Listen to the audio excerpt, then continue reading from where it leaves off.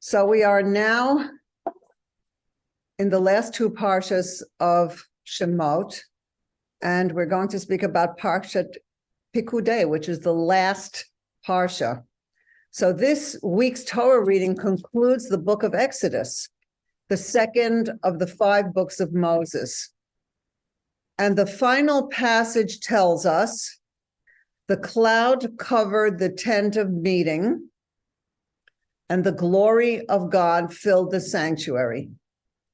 For the cloud of God would be on the sanctuary before the eyes of all of the house of Israel throughout their journeys. So that's what we're going to talk about. That on one hand, it says that the cloud is on top of the tabernacle, and then it says throughout all their journeys. So that's what we're going to talk about today. So the book of Exodus, Shemot, begins with the narrative of the Jews' enslavement in Egypt, tells the story of their redemption, and then tells of the giving of the Torah and the construction of the sanctuary. So we see we're going from one place to another, and all this is a story of constant growth. So that's what we're talking about, constant growth. As slaves, the people saw the revelation of godliness through the 10 plagues. Then they were given their freedom and left the land of Egypt. And they witnessed the Egyptians' downfall at the miraculous crossing of the sea. And then after becoming physically free, they went to Mount Sinai, where God gave them the Torah, and they witnessed the revelation of spiritual truth. So at Sinai, every person experienced a direct bond with God. And this allowed them to appreciate a path of life to a connection with God. Not only on a mountain in the desert, not only at Sinai, but within the day-to-day realities of ordinary life. This is what we're talking about, that we have here a path of life to more and more connection with God as we know it. We have the connection of God, but to know it, to be aware of it. And we saw that right after Mount Sinai, we went to Parsha Mishpatim, which told about how every situation has godly guidance and commandments. So wherever we're in, whatever situation we're in, we are meant to be connecting to God, sometimes in specific ways, and sometimes in ways that we are taught how to live in a Torah way. So this spiritual awareness is given concrete expression through the construction of the sanctuary. That's what we've been talking about in all the last parshas, in many parshas, about the construction of the sanctuary. And the next book, Vayikra, which is going to be the next book of the third book of the 5 books of Moses, is going to talk about the actual service in the temple. So the Jewish people in this construction of the temple took material entities, gold, silver, wood, brass, and other materials, and they made them into a dwelling for the divine process. Now, the conclusion of this process and the entire sequence of building is, it came when it says the glory of God filled the sanctuary. In other words, the clouds of glory came down into the sanctuary. And then the tabernacle was finally complete. And this was the construction it had taken many chapters to relate. And no other event in the wilderness years is portrayed in so much detail, chapter after chapter after chapter.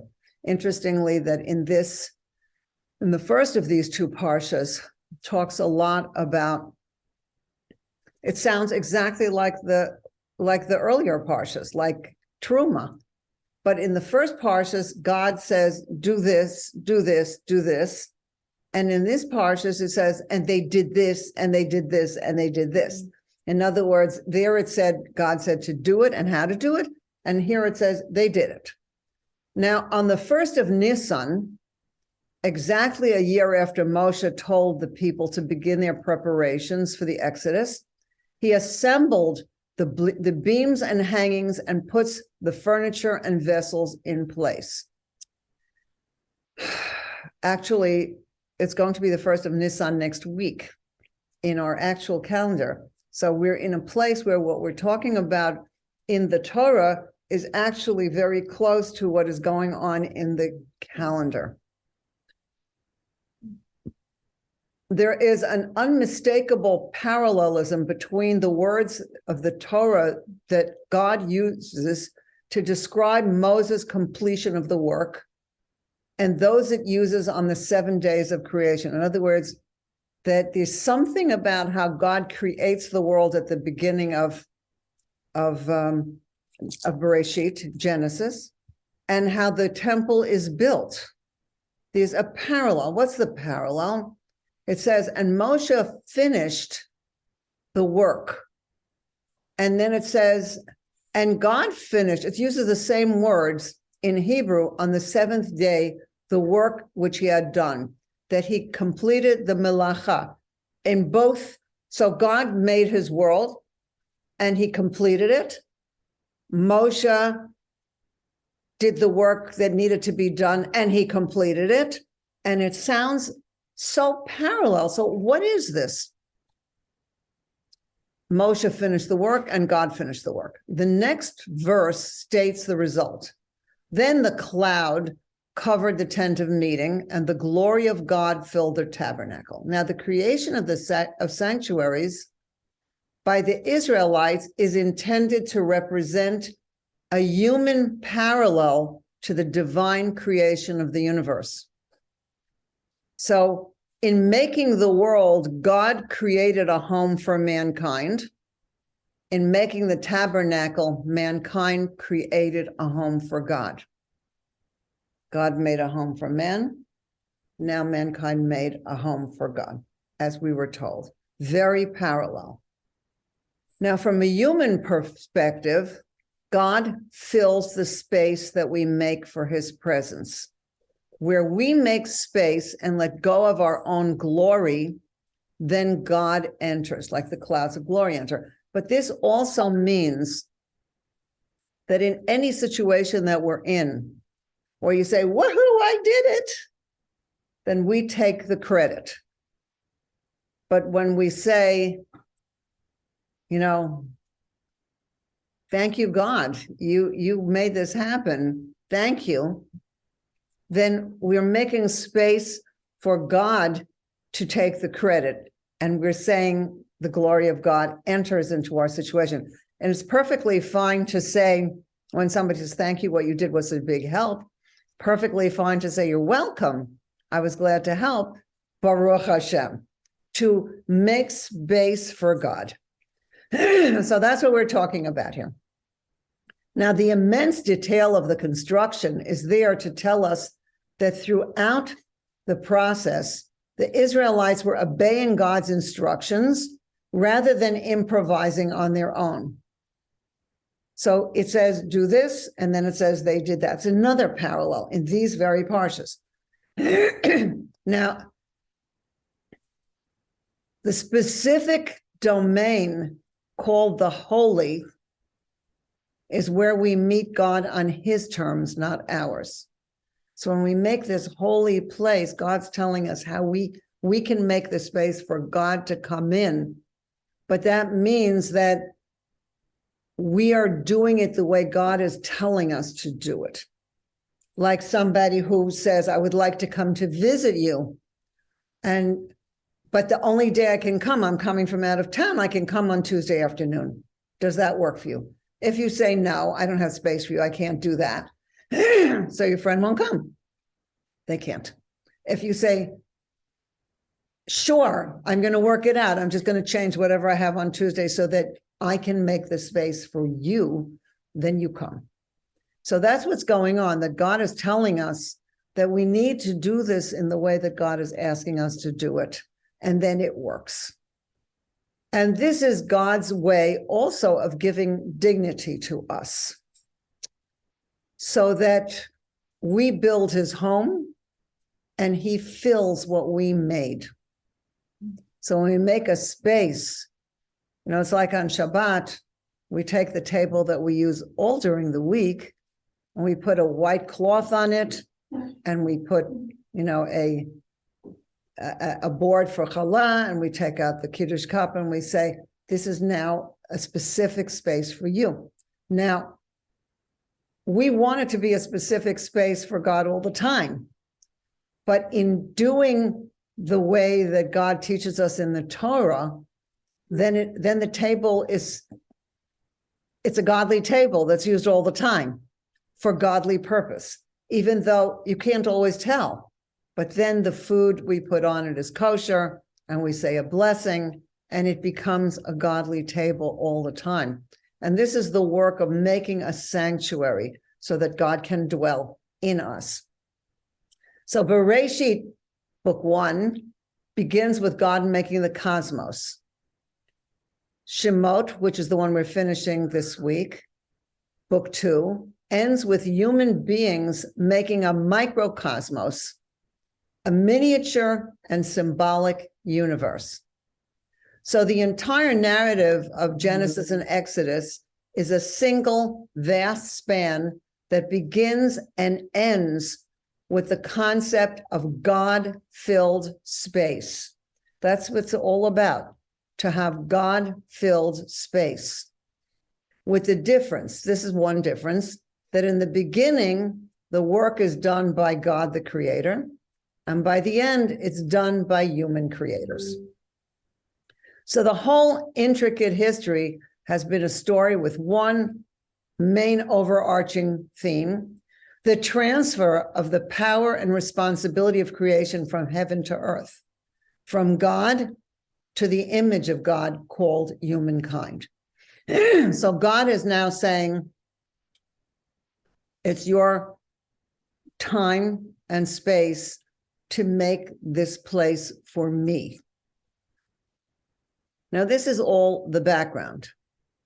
So here at the end of Shemot, the final verses of the book go on to tell us about the relationship between the cloud of glory and the tabernacle, these clouds that are going to come on top of the tabernacle, the Mishkan.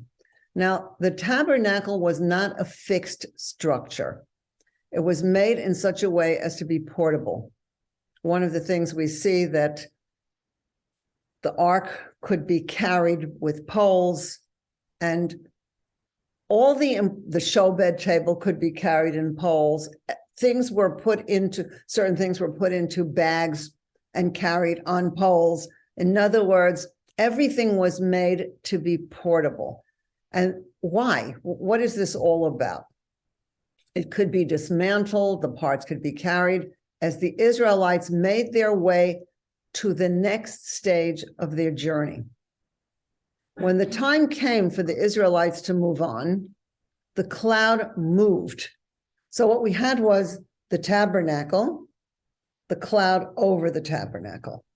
And when it came time for the Israelites to move, the cloud moved from its resting place. In other words, it started to go up because it was to a position outside the camp, signaling the direction that they must take. In other words, the Torah is saying the clouds would stay there. As long as you need to stay there, the clouds stay there. But when it's time to move, the clouds went up and moved in the direction that the people were going to take. And now they know we're going that way. And what happened then was, it says here, the Torah describes it, when the cloud lifted from above the tabernacle, the Israelites went onward in all their journeys. But if the cloud did not lift, they did not set out until the day it lifted. So the cloud of the Lord was over the tabernacle by day, and fire was over the tabernacle by night, in the sight of all of the house of Israel in all of their journeys. So when the cloud lifted up and moved on ahead, the Israelites knew that they were about to travel. Sometimes this happens in situations in our lives where a child gets married or a new job comes, and it's saying you're going to a new stage of life. And it's time to move forward with this. And here we see that the cloud was going to say, now we're up to the next part of where we're going. The cloud was not over the tabernacle in all their journeys. On the contrary, it was only there when they stopped traveling and instead pitched camp. So when the cloud stopped, they knew that it was time to stop, and they unpacked and reset up the tabernacle, even if they were there for one day. They did this. Now, God wants us to be here. We are here. So during the journeys, the cloud went ahead, and Rashi comments on this. A place where they encamped is also called a masa, a journey. In other words, you camped, so isn't this home now? It says that where you camp, even where everything is going to be set up, the Mishkan is going to be set up. All the tents will be placed around the Mishkan with all the tribes as they should be. Everything is set up, but this is called a journey because from the place of encampment, they always set out again on a new journey. Therefore, they are all called journeys. Even the places where we are settled is called a journey. As long as we have not yet reached our destination, even a place of rest is still called a journey because we know that we're not here forever. To be a Jew is to travel and to know that here where we are is a mere resting place, not yet a home. And it's defined by the fact that it's not defined by the fact that we're here, but by the knowledge that eventually after a day, a week, a year, a century, sometimes even a millennium, we will have to move on. Thus, the portable tabernacle, even more than the temple in Jerusalem, became the symbol of Jewish life. Now, ancient theology of all kinds of other countries and religions was linked to geography. Different locations had their idolatry. From the names of the idols, you could tell what the place was where they were. They thought local. They had an idol. They thought that idol was taking care of them. They thought they are the masters of that idol in one spot. But that's not us. With Israel, an old new idea is reborn. An idea that we saw, according to the Torah, with Adam and Cain, Abraham and Jacob, and all who lived in the exile, that God, being everywhere, can be found anywhere. That God can be found anywhere. I have to say that last night I heard a little talk by Shais Taub, and he was saying what a good meditation it is to sit for 30 seconds and just say, God is everywhere. And how calming that is. Because that means it's not God is over there and I have to go there. Wherever I am, God is with me. But that also means that trust and security belongs not to a place, but to a person. That finding our inner trust and security is coming from knowing that God is everywhere and God is here. So that means that trust and security, which is not something that we're saying is in a place that we have to go to, but it has to do with a spiritual space in the human heart. That we have to bring our trust into the human heart. So, and remember, originally God said, make a dwelling place for me, and it was plural. In other words, in them, in other words, that we are supposed to have within us a dwelling place for God. So we have to develop and strengthen the security that God is here, God is with me. And that helps us to have more trust.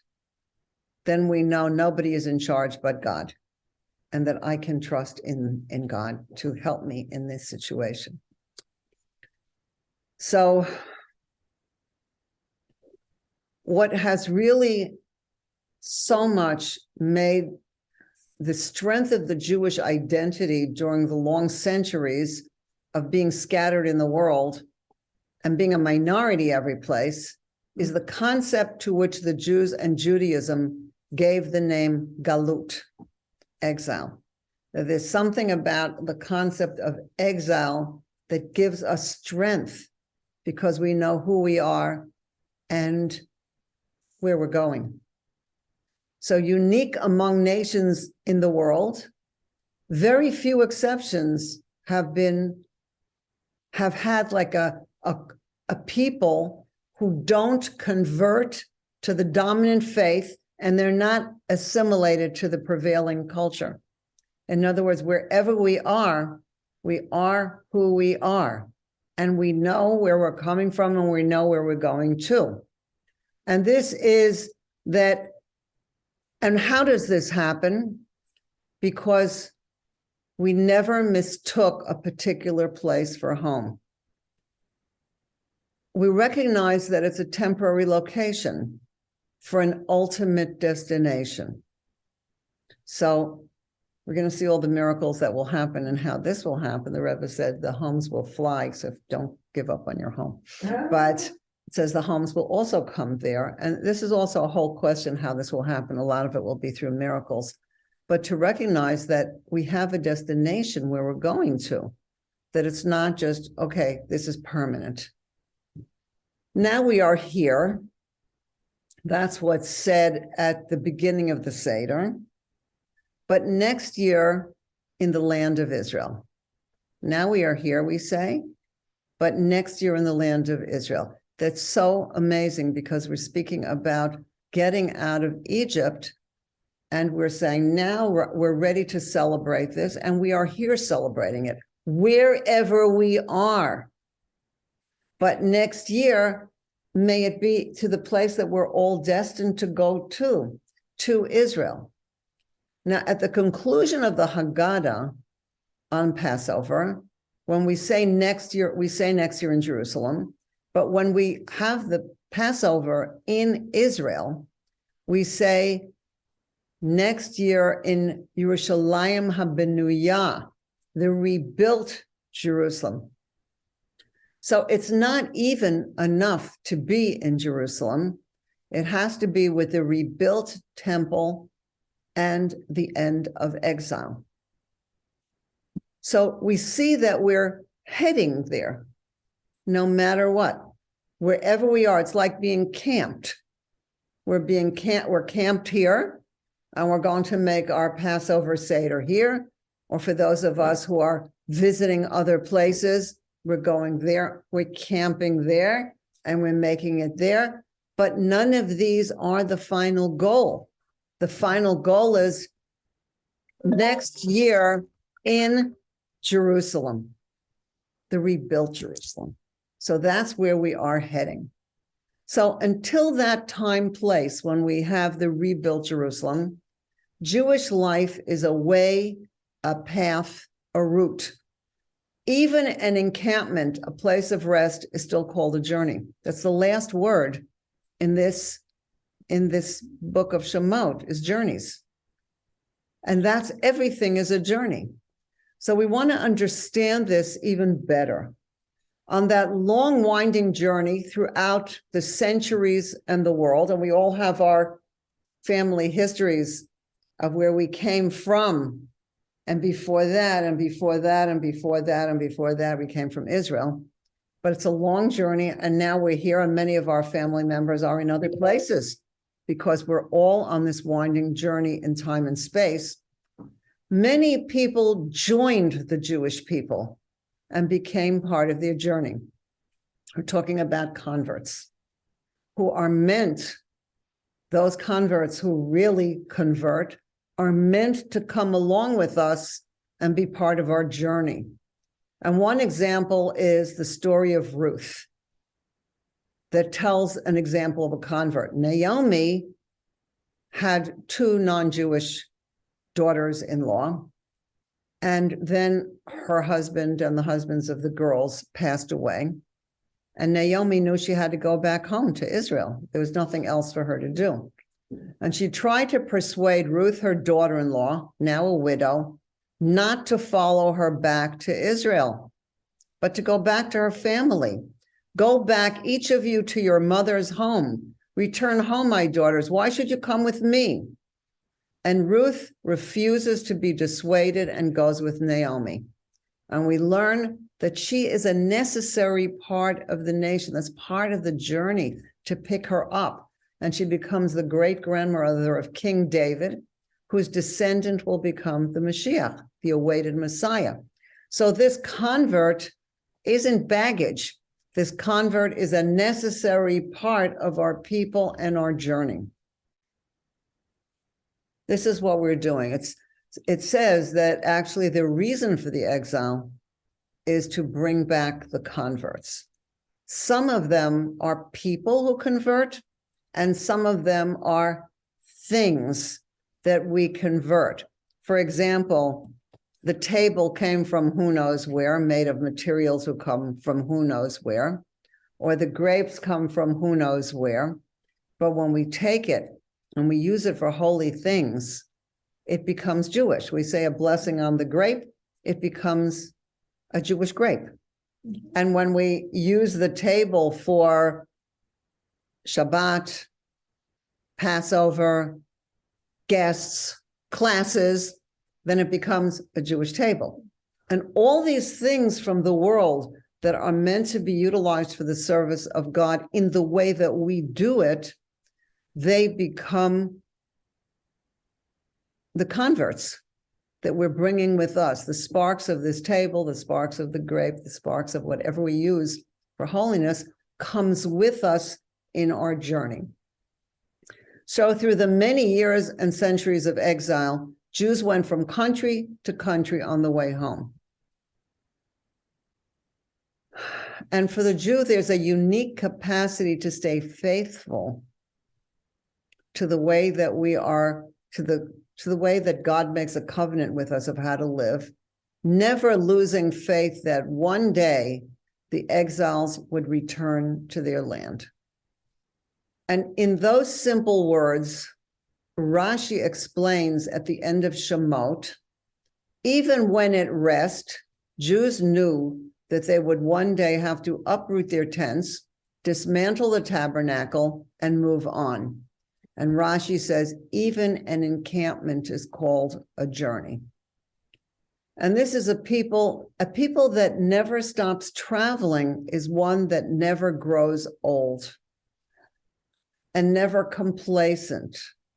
We never, when somebody says, how are you? We never say same old, same old. That's not a Jewish expression because nothing is old. If I am here in this moment right now in this place, I have godly service to do in this moment, in this place. And this is something that we're meant to understand, that this moment is part of the journey. And even if tomorrow I find myself in the same place, but it's a different time, and there's a different aspect of the journey that I'm meant to do, even if I'm come back to the same place tomorrow morning. So that's something that we need to know, that even an encampment is called a journey. So this people that doesn't grow old or complacent because we know that we're traveling, moving forward, this people can live in the here and now, but is always conscious of the distant past and the still beckoning future that's bringing us forward. And when the cloud arose, the children of Israel set forth on all their journeys. All their journeys, interesting. So you go forth on all your journeys. It's more than just one journey. This is a step in the journeys. So divine service requires constant progress. We can't say that we got there wherever we are. I did it, I got there, it's done. It's never done. But we need to continually undertake new and greater goals. You know, sometimes people would come to the Rebbe, and wealthy people, and they would say, I gave $1 million to help build the Chabad house. And they feel like it's done. But these are business people, and they earn more. And the Rebbe says something like, that's a good beginning. Or, do you expect me to be satisfied with that? In other words, the Rebbe is saying, don't think that you did what you did and it's done. Don't think that. Think that there's more steps in this journey. And we can think about, how can I support the process in my next steps?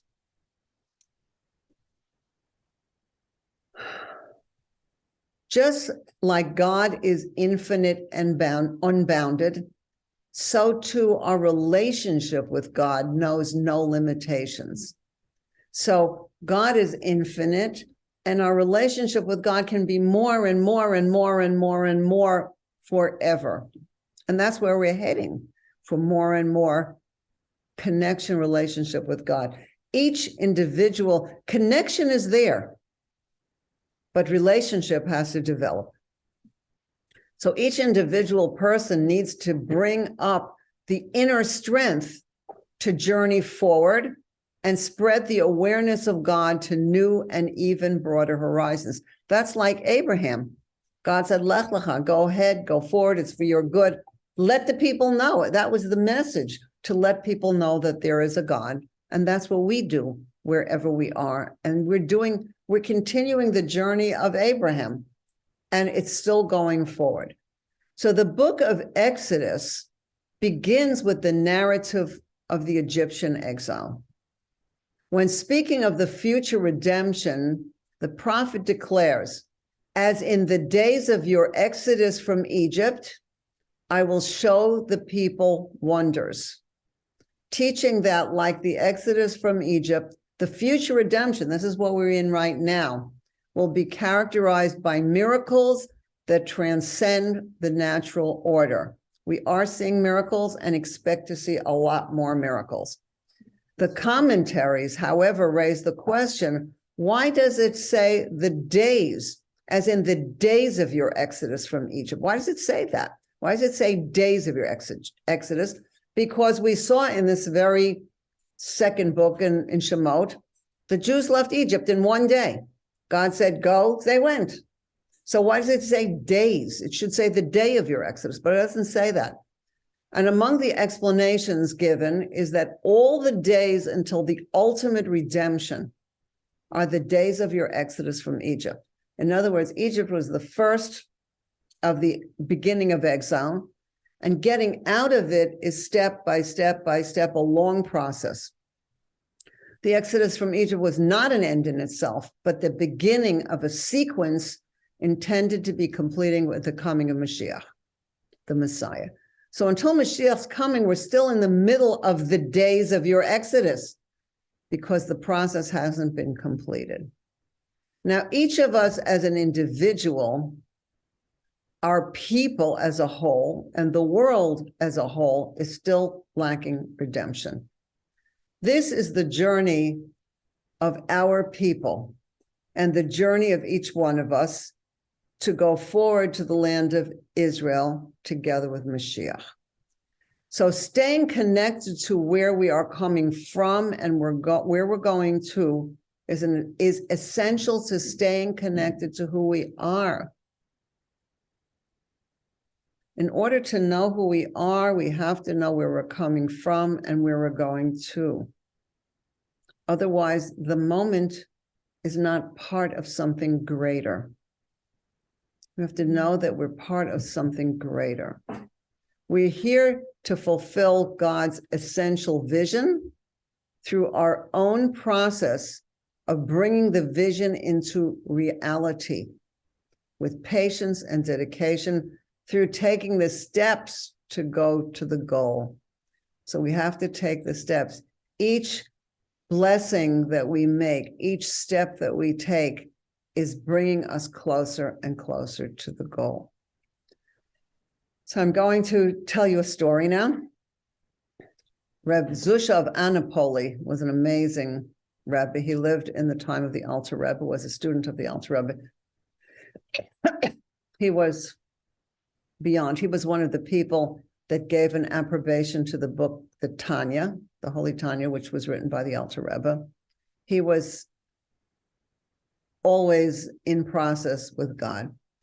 And a famous story about Rav Zusha, before the story that I'm going to tell you, is that he said, he's famous for this story, that when he gets to heaven, nobody is going to ask him, why weren't you like Abraham? Why weren't you like Moses? He said, they're going to ask me, why weren't you Zusha? Meaning, why were you not yourself the person doing your part in the world to make a difference? This is a famous Zusha. So, and I want to say, so there's going to be a story, and he tells what he learned from what happened, which is something we're always supposed to do, to recognize, according to the Baal Shem Tov, that whatever you see, whatever situation you're in, it's divine providence that this has to do with you. If you see it, you have to say, what does this have to do with me? So once the Rebbe Rav Zusha of Anipoli was trudging down a country road, he passed a wagon with its wheels stuck in the mud. Help me push the wagon out, the driver called to Rav Zusha. Rav Zusha realized that he was weak and frail, and he couldn't be of much assistance. So he said, I would like to help you, he told the wagon driver, but I can't. You can, replied the wagon driver, but you don't want to. So I have to think about this, because sometimes we say, I can't. Rav Zusha understood this as a lesson.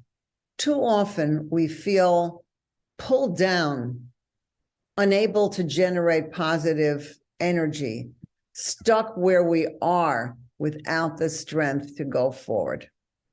That feeling is an illusion. No matter what our spiritual level, we always have the potential for growth and advancement. Every person has a soul, which is an actual part of God.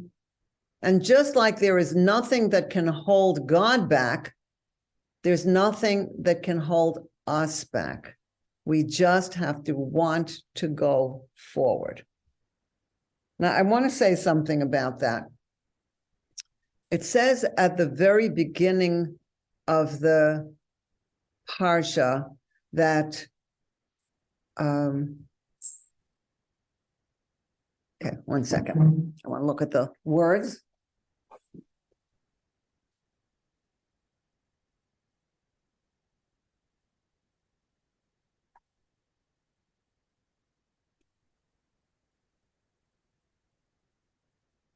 Okay. I don't have the exact words, but it is a word about, it's about Shabbat and it's about the week. And it says that the work that we do during the week, and it says it that when we do it, it's said in the passive tense. And what this means is that when we're doing our work, it's almost as if it's being done. That's what it is in English, that the work is being done. What does it mean that it's being done? So we're going to come back to that in a moment. We see this in the Parsha, that when God tells Moses to make the candelabra with 7 branches and out of one piece of gold with cups and ornaments and designs, says, I don't know how to do that. I don't know what to do. I can't do that. But it doesn't say I can't do that. It just says, I don't know what to do. And God tells him to throw it in the fire. And it actually comes out of itself. It's another passive term, that you throw the gold into the fire and comes out of itself. we see coming up that when God tells Moses to erect the tabernacle. Wait a minute. It's made of huge, heavy beams and cloths and so much. How's he supposed to erect it? It's tons. He can't put it up all at once and put up one beam, which he can't carry, put up another. But you know what happens? God tells him, just start. And sometimes you put your hand on it and God does the rest. And that is the message of the passive of the week that we do in the world. So it said before that God in Bereshit, God sets up the world. And now it's our turn to set up the tabernacle, set up the Mishkan. And if we feel like this is too much, I don't know how to do it, then we tend to say, I can't. But like the man in the story said, and Rav Zusha understood, you can. Just do it. Sometimes a friend says, you know, I have just so much stuff to go through on, could be emotionally, could be physically. And your friend says, let me come and I'll help you with it. Sometimes all you need is a friend to stand there and you start working it through. Even when you feel like you're having a hard day, you need to talk to somebody about it. And your friend listens, gives you a little feedback, and you come out and you feel like it was set up, it was built, it was done. So obviously when this man asked Rav Zusha for help, he took a look at Rav Zusha, he realized Rav Zusha wasn't going to push the whole thing out by himself. But even putting his hand on it and would be an encouragement to this man to work harder to push his wagon forward. So on our journeys and our encampments, we can't say, wait a minute, God built the world. Now you want me to build the world? Just a second over here. That's a bit much. But if we say, I can do my part and God will do it through me. God will do it through me. I start setting it up and God will do it through me. This is really important. And this is how we need to know we're on journeys all the time, doing our part, which is sometimes just throw the candelabra into the fire and it will come out of itself. So may we have great success in all that we're doing and go forward. And may we have Mashiach revealed now. Be blessed.